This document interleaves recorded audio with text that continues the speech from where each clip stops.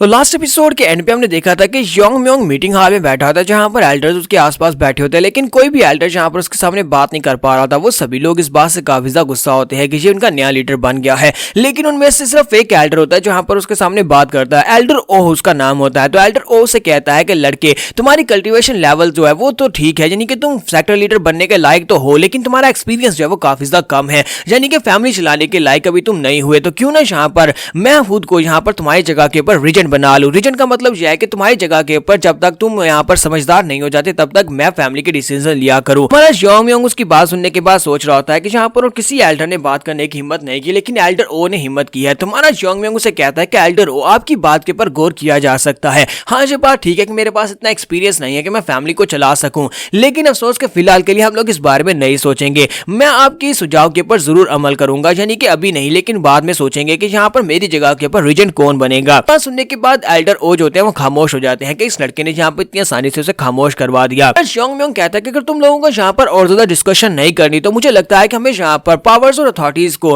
Transfer करने की इस मीटिंग को यहीं पर खत्म करना चाहिए। इसके साथ ही योंग म्योंग ग्रैंड एल्डर और सुप्रीम एल्डर उन दोनों के बारे में इन्वेस्टिगेट भी करवा रहा था। तो उसे पता चलता है कि ग्रैंड एल्डर जो थे वो फायर ड्रैगन पॉइजन की स्मगलिंग कर रहे थे, यानी फायर ड्रैगन पॉइजन को स्मगल कर रहे थे। वो बाहर किसी को फायर ड्रैगन पॉइजन बेच रहे थे, इतना खास कीमती पॉइजन जो कि हमारी फैमिली का ट्रेजर है, उसे बाहर किसी को बेचकर पैसा इकट्ठा कर रहे थे। इसकी वजह से बाकी के सभी एल्डर्स के ऊपर भी सवाल का निशान उठते हैं कि सभी एल्डर्स यहाँ पर हो सकता है कि अपने मकसद को हासिल करने के लिए, यहाँ पर अपने आप को पावरफुल बनाने के लिए सब कुछ करते हो। यहाँ पर फैमिली के 10 खतरनाक पॉइजन जो है, अब उन 10 खतरनाक पॉइजन को एल्डर्स की निगरानी से निकालकर स्टेल्थ पॉइजन हॉल के हवाले कर दिया गया है, जहाँ पर सोल्जर्स उसकी रखवाली करेंगे। सिर्फ इतना ही नहीं है, बल्कि यहाँ पर 2 एल्डर्स के मरने की वजह से उनकी जो आर्मी थी उस आर्मी को भी स्टेल्थ पॉइजन हॉल में शामिल कर दिया गया है। उनसे कहा गया था कि अगर तुम लोग यहाँ पर हमारी मेन आर्मी को ज्वाइन करना चाहते हो तो ठीक है, वरना तुम लोगों को यहाँ पर से निकाल दिया जाएगा, यानी कि तुम्हारी सर्विस जो है वो खत्म हो जाएगी और जाओ जाकर खेती बाड़ी करो। योंग म्योंग कहता है कि यहाँ पर 2 एल्डर्स के मरने के बाद उनकी फोर्सेस को तो हमने अपने वॉरियर्स में ऐड कर लिया है जो अपनी मर्जी से ऐड होना चाहते थे। अब बाकी की जितनी फोर्सेस है, जितने भी सोल्जर्स तुम एल्डर्स के पास अपनी पर्सनल फोर्सेस है, तुम लोग उनको रख सकते हो, लेकिन अफसोस कि अब उन लोगों को यहाँ पर हमारी तरफ से कोई सैलरीज नहीं मिलेगी। अगर तुम लोग अपने लिए पर्सनल फोर्सेस रखना चाहते हो तो तुम एल्डर्स को अपने पास से अपनी जेब से उन्हें सैलरीज देना पड़ेगी और अपने बजट के अंदर से उन्हें सैलरी देना पड़ेगी। सिर्फ इतना ही नहीं है, बल्कि तुम सभी लोगों को जो बजट मिलता है उस बजट को भी कट हाफ किया जाएगा, ताकि हम लोग ये मैनेज कर सके कि अब फैमिली को आगे कैसे बढ़ाना है। तुम एल्डर्स को यहाँ पर जरूरत से ज्यादा बजट दिया जा रहा है। मनोज योंग म्योंग कहता है कि सुप्रीम एल्डर और ग्रैंड एल्डर उन दोनों की जो फोर्सेस थी, उन फोर्सेस को हमने यहाँ पर कंट्रोल करने के लिए उनसे ये कहा कि अगर तुम लोग यहाँ पर हमें ज्वाइन करना नहीं चाहते तो फिर तुम लोगों को यहाँ से जॉब से निकाल दिया जाएगा और जॉब से निकाल दिया जाएगा, लेकिन अगर तुम लोग यहाँ पर हमारे वॉरियर्स को ज्वाइन करना चाहते हो तुम्हें वॉरियर्स के बराबर ही सैलरी मिलेगी, यानी कि तुम्हारी सैलरी कम हो जाएगी। एल्डर्स तुम्हें यहाँ पर बिला वजह इतनी ज्यादा सैलरी देते थे, हालांकि तुम लोग ज्यादा काम भी नहीं करते। हमारे एक्सटर्नल सोल्जर्स जो कि बाहर हमेशा दुश्मनों से फाइट करते हैं और मरते रहते हैं, उन लोगों की सैलरीज तुम्हारे मुकाबले में कम है। अगर तुम लोग यहाँ पर इन सैलरीज के साथ खुश नहीं हो तो फिर तुम्हें एक्सटर्नल सोल्जर बना दिया जाएगा या फिर तुम्हें आर्मी से निकाल दिया जाएगा। तुम्हारा योंग म्योंग कहता है कि ब्लू ड्रैगन कैप्टन और उसकी आर्मी को यहाँ पर डराने के लिए इतना ही काफी था। वो सभी लोग इस बात के लिए मान गए और कम सैलरी के ऊपर हमारे एक्सटर्नल सोल्जर्स बनने के लिए तैयार हो गए। नेक्स्ट में कुछ दिनों के बाद का दिखाया जाता है तो योंग म्योंग जिगाल फैमिली के एल्डर्स को मिलने के लिए बुलाता है। तो पॉइजन एंड स्टेल्थ हॉल का सीन दिखाते हैं जहां पर हमारा योंग म्योंग अपने हाल में होता है। तो जिगाल फैमिली के एल्डर्स वहां पर आते हैं और उसे कहते हैं कि जैसे हमने आपकी बात सुनी हम लोग जल्दी से आपसे मिलने के लिए चले आए। तो मास्टर जिगाल सोच रहे होते हैं कि अब हम लोग यहाँ पर क्या करेंगे। लड़का तो अब यहाँ पर इस फैमिली का हेड बन चुका है, सिर्फ और सिर्फ फैमिली का हेड नहीं बना बल्कि इसने 2 एल्डर्स को मारकर बाकी के सभी एल्डर्स को भी दबा दिया है, जिसकी वजह से अब एल्डर्स भी हमारा साथ नहीं दे सकते। लेकिन मुझे नहीं लगता कि इस लड़के के पास यहाँ पर कोई स्पेसिफिक सबूत है, मेरे खिलाफ कोई सबूत है कि यहाँ पर ये बात साबित हो सके कि जिगाल फैमिली के लोगों ने यहाँ पर का कोई काम किया है, यानी कि कॉन्टेस्ट के दौरान कोई फ्रॉड करने की कोशिश की है। लेकिन मुझे यहाँ पर अभी भी इस तरह से डर महसूस हो रहा है जैसे कि ये लड़का मेरे साथ कुछ भी कर सकता है। तो मैंने इस लड़के के सामने कोई भी गलत अल्फाज यूज किए, यानी कि कुछ भी गलत कहा, तो मुझे लगता है कि ये लड़का मुझे अभी यहीं पर मार डालेगा। तुम्हारा योंग म्योंग उसकी तरफ देखता है और उसे कहता है कि पिछले काफी दिनों से मैं काफी ज्यादा बिजी था, इसी वजह से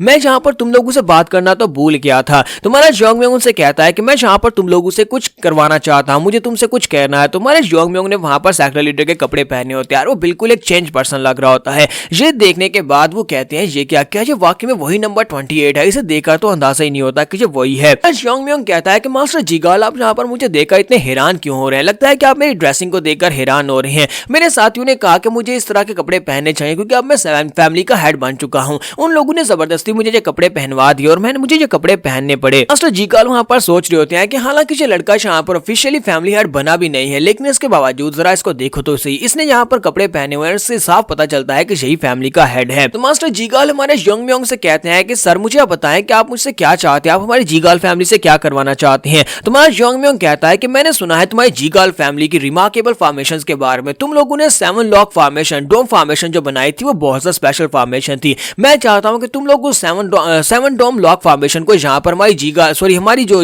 टैंक फैमिली है इसके इर्द गिर्द यहाँ पर बनाए, इसकी मेन हाउसेज के इर्द गिर्द मुझे 7 डोम फॉर्मेशन चाहिए। कि वहां पर 300 लोग तुम्हारी फॉर्मेशन के अंदर आ गए थे, लेकिन इसके बावजूद मुझे लगता है कि तुम्हारी फॉर्मेशन काफी ज्यादा स्पेशल है। मुझे वो फॉर्मेशन यहाँ पर अपनी फैमिली के इर्द गिर्द चाहिए ताकि यहाँ पर इवल कल्ट के लोग अंदर ना आ सके। तो क्या तुम यहाँ पर मेरे लिए फॉर्मेशन बनाओगे? तो मास्टर जीगाल उसे कहता है कि प्लीज मुझे माफ करना, लेकिन मैं यहाँ पर आपके मेन हाउसेज के इर्द गिर्द एक फॉर्मेशन कैसे बना सकता हूँ? यहाँ पर फैमिली के हेड की परमिशन के बिना एक फॉर्मेशन बनाना पॉसिबल नहीं है। और साथ ही हमारे यंग म्योंग के हाथ की तरफ दिखाता है कि उसके अपने हाथ में पॉइजनस नीडल को पकड़ा होता है। तो मास्टर जीगाल उसे कहता है कि एक फॉर्मेशन को यहाँ पर बिछाने के लिए बहुत सारे फाइनेंशियल रिसोर्सेज की जरूरत पड़ेगी, बहुत सारे एल्डर्स की जरूरत पड़ेगी जो कि फॉर्मेशन को मेंटेन करके रख सके, इसलिए फॉर्मेशन को बना पाना इतना भी आसान नहीं है। मुझे लगता है कि इस वक्त आपके मेन हाउस के पास इतने पैसे नहीं है, ना इतने फाइनेंशियल रिसोर्सेज ना इतने एल्डर्स हैं कि आप यहाँ पर एक फॉर्मेशन को बनवा सकें। इतनी देर में जब वहां पर बात कर रहे होते हैं हमारे यंग म्योंग ने नीडल को छोड़ दिया होता है और की मदद से कंट्रोल करते हुए उसके पीछे जितने भी एल्डर्स होते हैं वो सारे के सारे मर चुके होते हैं। जैसे वो ग्राउंड के ऊपर गिरते हैं तो मास्टर जीगाल पीछे की तरफ देखते हैं और कहते हैं कि ये क्या, यहाँ पर क्या हुआ? वो सारे के सारे एल्डर्स मार चुके होते हैं। वो चिल्लाकर कहते हैं ये तुमने क्या कर दिया, तुमने इन सभी को क्यों मार दिया? जब वो सामने की तरफ देखते हैं तो नीडल उनके माथे के करीब पहुंच चुकी होती है। तो वो उसे कहते हैं कि फैमिली हेड तुम ये क्यों कर रहे हो, तुम हमारे साथ ये क्यों कर रहे हो? तुम्हारा यंग म्योंग उसे कहता है कि तुम्हें क्या लगता है कि मैं यहाँ पर इस बारे में भूल जाऊंगा कि तुमने वहां पर क्या किया था? कंपटीशन के दौरान तुमने यंग म्योंग के साथ जो डील की थी वो डील मुझे अच्छी तरह से पता है। मैं यहाँ पर कुछ दिनों से बिजी किया था, तुमने क्या लगा कि मैं यहाँ पर इस बार में भूल गया कि मैं तुम्हें सजा नहीं दूंगा? मुझे ये भी पता है कि तुमने डार्क मून स्वर्ड सेक्टर के लोगों को रोकने की बजाय फॉर्मेशन के अंदर भेज दिया था ताकि वो लोग अंदर आकर मुझे मार सकें। मैं इन चीजों को यहाँ पर इतनी आसानी से ओवरलुक तो बिल्कुल भी नहीं कर सकता कि तुमने वहां पर 2 बार मुझे मरवाने की कोशिश की, फैमिली हेड को 2 बार मरवाने की कोशिश की है, तो अब यहाँ पर तुम्हें इसकी सजा तो मिलेगी ही। यंग म्योंग उसे कहता है कि लेकिन मैं यहाँ पर तुम्हें एक शर्त के ऊपर जिंदा छोड़ सकता हूँ, तुम्हें यहाँ पर एक अरे फॉर्मेशन बिछानी होगी। 7 लोग डोम फॉर्मेशन को यहाँ पर हमारे मेन क्वार्टर्स के इर्द गिर्द बिछा दो। अगर तुम ऐसा करते हो तो फिर मैं तुम्हें जिंदा छोड़ दूंगा, अगर तुम ऐसा नहीं करते तो फिर बाकी के एल्डर्स जो ग्राउंड के ऊपर पड़े हैं इसी के साथ ही तुम भी यहाँ पर ग्राउंड के ऊपर पड़े होगे। तो मास्टर जीगाल कहते हैं लेकिन सर, तुम्हारा यंग म्योंग उसे कहता है क्या तुम्हें लगता है कि मैं यहाँ पर तुमसे कोई मदद मांग रहा हूँ? मैं यहाँ पर तुम्हें ऑर्डर दे रहा हूँ, अगर तुम यहाँ पर ऑर्डर को पूरा नहीं करोगे तो फिर तुम मरोगे, क्योंकि तुमने हमारी फैमिली के उस रूल के बारे में तो सुना होगा कि हम लोग एहसान के बदले को 10 गुना वापस करते हैं और हम लोग यहाँ पर अगर किसी के साथ कोई दुश्मनी है तो उसे 10 गुना निभाते हैं। तो अगर यहाँ पर 10 गुना की बात की जाए तो फिर जरा सोच लो कि तुम्हारी जीगाल फैमिली के साथ क्या होगा। मैं पर्सनली तुम्हारी जीगाल फैमिली में जाऊंगा, तुम्हारी फॉर्मेशन को तोड़ना मेरे लिए मुश्किल नहीं है, उसके अंदर कट लगाऊंगा और उसके बाद तुम्हारी जीगाल फैमिली के सभी लोगों को एक एक करके मारूंगा। जरा खुद यहाँ पर इमेजिन करके देखो। तो मास्टर जीगाल ये सब कुछ इमेजिन करते हैं और कहते हैं कि ऐसा नहीं हो सकता, तुम तो वहां पर सभी को मार डालोगे। मैं यहाँ पर सिर्फ और सिर्फ 3 तक गिनती गिनूंगा, अगर 3 तक गिनती गिने तक तुमने मुझे जवाब नहीं दिया तो फिर मैं जाऊंगा, जाकर जो कहा है वो कर दूंगा। तो इसी के साथ ही मास्टर यंग म्योंग कहता है 1, फिर साथ ही वो 2 कहता है। तो इसी के साथ ही मास्टर जीगाल चलाकर उसे कहते हैं मैं करूंगा, सब कुछ मैं खुद मैनेज करूंगा, एल्डर्स भी मैं लेकर आऊंगा और साथ ही जितने फाइनेंशियल रिसोर्सेज लगेंगे वो सारे के सारे मेरे होंगे और मैं यहाँ पर रे फॉर्मेशन बिछा कर दूंगा, मुझे और मेरी फैमिली मेंबर्स को जिंदा छोड़ दो। तो मास्टर यंग म्योंग कहता है ये तो बहुत अच्छी बात है, चलो फिर ठीक है, जल्दी से काम करना स्टार्ट करो और जल्दी से जल्दी यहाँ पर अरे फॉर्मेशन को बिछा दो। तो यहाँ पर हम लोग अपनी एपिसोड 30 का एंड करेंगे। तो नेक्स्ट एपिसोड में देखेंगे कि अब हमारा यंग म्योंग आगे कौन से केसेस को सॉल्व करने वाला है। तो एपिसोड की एक्सप्लेनेशन अच्छी लगी हो तो कमेंट करके जरूर बताइएगा और वीडियो को लाइक करना मत भूलिएगा। Thank you.